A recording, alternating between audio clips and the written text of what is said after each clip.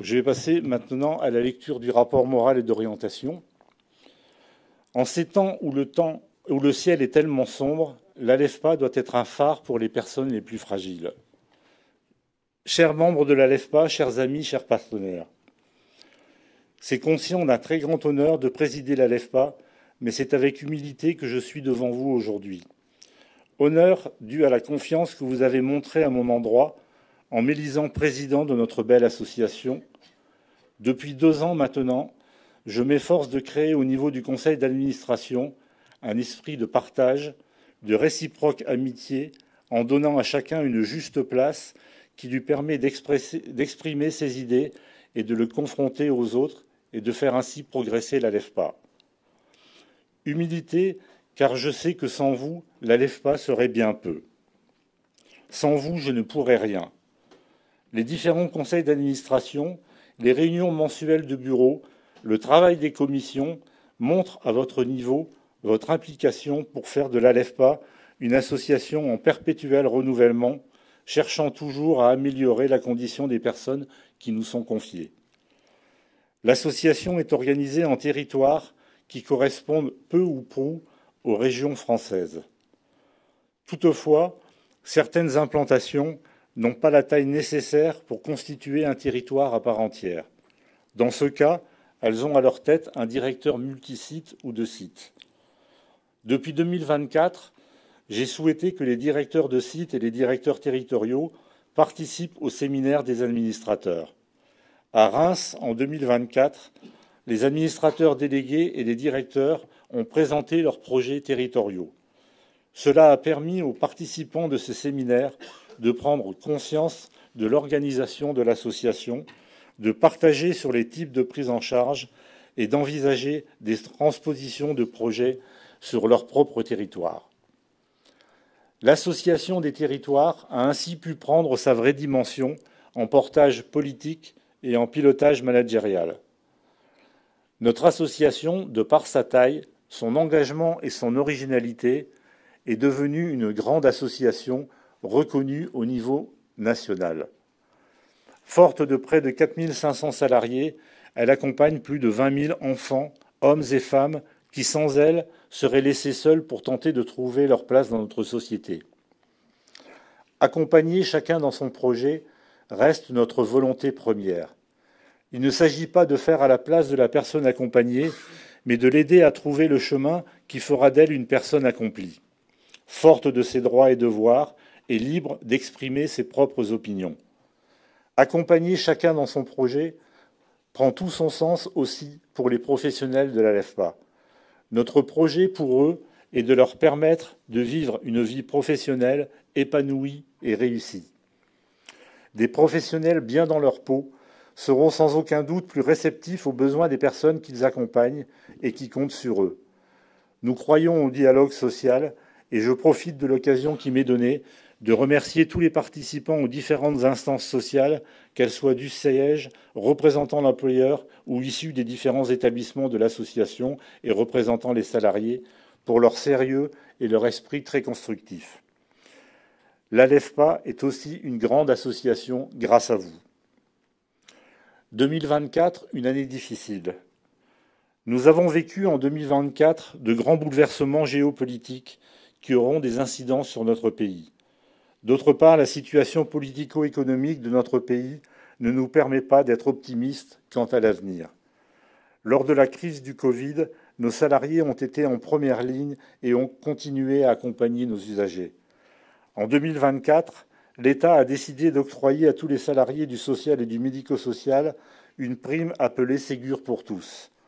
Cette prime est bien prise en compte pour les établissements relevant de l'État, mais la plupart des conseils départementaux n'en assument pas le financement. Ce refus a une incidence financière certaine pour notre association, puisque notre qualité d'employeur nous oblige à la verser à l'ensemble de nos salariés. Nous étions de longue date favorables au Ségur pour tous, sans discrimination entre nos salariés. Toutefois, cette absence de financement a un impact certain sur les finances de notre association, puisqu'elle se traduit pour nous par un manque de financement d'environ 1,7 million d'euros, soit un peu moins d'1% de notre masse salariale. Les choses ont un peu évolué puisque la CNSA a annoncé qu'elle financerait la moitié de la prime Ségur. Donc pour l'instant, nous n'avons absolument rien perçu, mais nous espérons que cette affaire puisse se régler dans les meilleurs délais. En novembre dernier, 84 associations des Hauts-de-France ont fait une tribune et une conférence de presse pour appeler au financement de cette mesure qui représente pour l'ensemble des associations participantes 250 postes non financés sur 25 000 emplois. Cette situation est difficile pour des associations comme l'ALEFPA. Elle est insupportable pour des associations de plus petite taille ou n'étant financées que par les départements. Nous continuerons à interpeller les conseils départementaux pour que, conformément à la loi, ils prennent en charge cette dépense obligatoire qui est pérenne. En fin d'année 2024, un de nos territoires, Mayotte, a été fortement touché par le cyclone Chido. Une bonne partie de ce département a été détruite par ce cyclone. Nous avons été plusieurs jours sans nouvelles de nos usagers et de certains de nos professionnels. L'ALEFPA à Mayotte accompagne des enfants polyhandicapés à domicile, dont la plupart vivent dans des bangas, les bidonvilles locaux. Dès que possible, les professionnels, sous la houlette de leur directrice Aïcha Boukir, appuyée par Henri Bedja, administrateur délégué, se sont mobilisés pour venir en aide à ces personnes dans le plus grand dénuement. Tout le monde a finalement été retrouvé vivant, c'est un miracle. Tous les professionnels ont fait preuve d'une extrême résilience pour parer au plus pressé et redonner un peu de dignité à ces personnes en grande souffrance. Qu'ils en soient ici remerciés. Dans l'urgence et avec l'accord de l'ARS locale, nous avons pu ouvrir un hébergement pour une dizaine d'enfants polyhandicapés. L'ALEFPA s'est aussi mobilisée et a mis en exergue une de ses valeurs, la solidarité, pour venir en aide à ces personnes qui avaient tout perdu et survivaient dans un dénuement complet. En mobilisant tous les acteurs de notre association, nous avons pu récolter plus de 30 000 € pour les aider à bénéficier du minimum vital. Vous qui, par vos dons, avez contribué à cette cagnotte, sachez que vous avez pu un peu remettre le sourire sur le visage de ces personnes, leur redonner espoir. Merci à vous. L'ALEFPA, malgré le contexte peu favorable, continue de se développer. C'est une bonne chose, car une association qui ne se développe pas est une association qui se meurt. Ce développement se fait selon deux axes. La reprise d'associations. Bon an, mal an, nous reprenons une ou deux associations. Ces reprises sont la preuve de l'attractivité de notre association. Si des associations nous rejoignent, c'est qu'elles partagent nos valeurs et croient en la force de notre organisation pour pérenniser leur structure. Nous travaillons aussi avec l'entrée d'Union, association sœur implantée en région parisienne et en Rhône-Alpes, qui œuvre dans le champ du médico-social et du social. Forte de ses 1500 salariés, elle partage nos valeurs et nous avons décidé de créer une fédération afin de partager ensemble sur nos valeurs, d'être une force politique importante au niveau national et peut-être dans l'avenir d'unir nos efforts. Le développement d'activités renforce aussi notre présence au sein de nos territoires. De nombreux services ont vu le jour ou se sont renforcés en 2024. Ils permettent ainsi à nos usagers d'avoir une réponse plus appropriée à leurs besoins. Ce développement d'activités montre l'inventivité de l'ALEFPA qui sans cesse se remet en cause et fait preuve d'originalité. Ce développement ne doit pas se faire au détriment de nos activités existantes. Nous devons tout mettre en œuvre pour assurer la pérennité des activités dont nous disposons et qui rendent bien service aux populations dont nous nous occupons. La direction territoriale des Antilles nous a bien occupés en 2024. Suite à une visite approfondie de notre directeur général, nous nous sommes rendus compte que ces territoires n'étaient pas pilotés. De nombreux manquements ont été repérés, des subventions n'étaient pas renouvelées alors que l'activité perdurait. Des locaux n'étaient pas conformes aux conditions d'hébergement dans la dignité pour les personnes que nous accompagnons. Il a fallu un travail remarquable du directeur général pour que la confiance soit rétablie avec les autorités de contrôle et de tarification et pour que la DT Caraïbes et tous les établissements qui le composent se restructurent. Merci Olivier pour ton engagement, ta disponibilité et ton professionnalisme qui nous ont permis de remettre la marche avant et sans aucun doute sauver cette direction territoriale, qui, sans tes interventions et ton management, aurait sans doute aujourd'hui disparu. Vous le voyez, le contexte politico-économique de notre pays, mais aussi notre propre organisation, nécessite le fait que nous devons être très attentifs aux moyens dont nous disposons pour accompagner les personnes qui croient en nous. 2025, une année de consolidation budgétaire. La plupart de nos établissements se portent bien, mais vous le verrez dans le rapport financier que présentera notre trésorier Gérard Bézanger, nous clôturons l'exercice 2024 avec un déficit.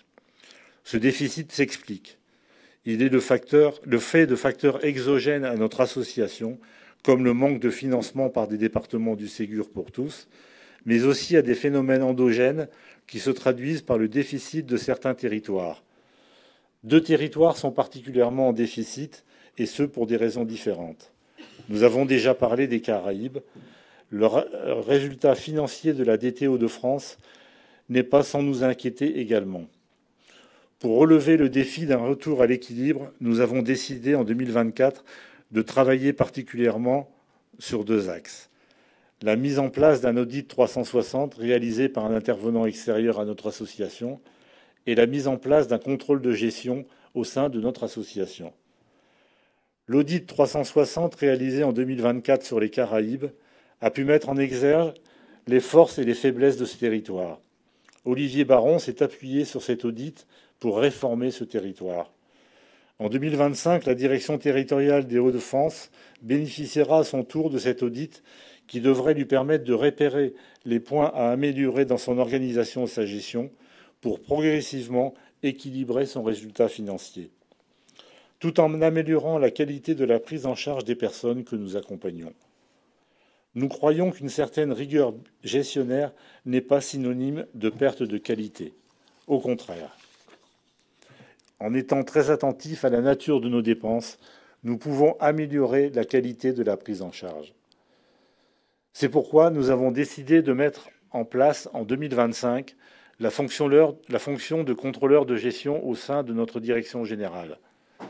Cette décision n'a pas été prise à la légère. Elle a fait l'objet de discussions en réunion de bureau et en conseil d'administration. Nous nous devons d'avoir une stratégie budgétaire qui optimise les moyens financiers qui nous sont alloués. Nous savons pertinemment que ces moyens n'iront pas en s'améliorant. J'ai personnellement des craintes sur le secteur de la précarité sociale. Nous ne voulons pas que ces personnes en grosse difficulté soient encore plus marginalisées. Nous nous devons de balayer devant notre porte et par notre gestion rigoureuse d'optimiser les moyens dont nous disposons. Il ne s'agit pas de chercher à faire de l'excédent, mais de tenter de faire plus avec ce que nous avons, voire de faire plus avec moins. Le contrôleur des gestions n'a pas vocation à contrôler les directions territoriales. Il est là pour leur venir en aide sur l'adéquation nécessaire entre les recettes et les dépenses. Nous avons un point particulièrement important à améliorer, celui des charges de personnel. Ce poste, vous le savez, représente plus de 70% de nos dépenses. Une meilleure gestion, une rationalisation des dépenses de ce poste permettra sans aucun doute de parfaire le résultat d'exploitation des établissements. D'autres postes de dépenses importants comme l'énergie ou les transports mériteront également une attention particulière pour équilibrer nos résultats. Même pour un résultat à l'équilibre, une analyse et une amélioration de ces dépenses permettront de faire plus et ainsi d'améliorer la prise en charge de nos usagers. Ce travail est lancé pour 2025. Lors du dernier séminaire des administrateurs, ceux-ci, en concertation avec les directeurs territoriaux et les directeurs de sites, ont établi une feuille de route financière afin d'analyser nos dépenses et améliorer la gestion de nos établissements et services. Le monde, s'il veut préserver l'humanisme qui caractérise nos sociétés depuis plusieurs siècles, doit s'appuyer sur des acteurs comme la LEFPA, pour qui le sens de l'autre et l'engagement représentent le moteur d'un humanisme d'action. J'ai confiance en l'avenir de la LEFPA et en la nécessité de son développement pour accompagner les plus fragiles dans ce monde où le déterminisme social et la brutalité sociétale deviennent l'axiome de politique au pouvoir sans contrôle. Accompagner chacun dans son projet est plus que jamais le leitmotiv qui marque le déterminisme de la LEFPA. Oui, nous voulons être au service des personnes les plus démunies. Oui, nous voulons les accompagner pour qu'elles trouvent leur place dans notre société. Je vous remercie de votre attention.